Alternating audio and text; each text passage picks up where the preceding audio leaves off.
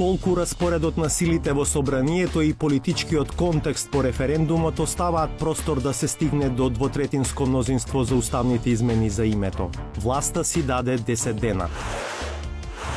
How does the Commission assess this referendum? Is it a failure or not?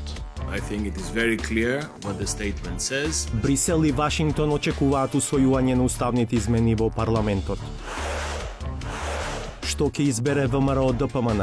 Поддршка на уставните измени или предвремени избори? Какви предвремени избори ви само? На прославата на бойкотирачите пред парламентот. Гравче? Пораката е трпезата да биде трпеза на љубовта.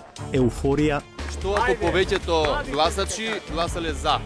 Апсолутно не е тоа маргинално и небитно. Не поставувајте нерелевантни прашања. И кавги?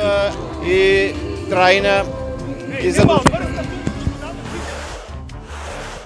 Грција со интерес следи што се случува во Македонија. If the Zaev government decides to move forward with snap elections, this will actually buy time for the Tsipras government, the Tsipras-Kamenos government, if you allow me.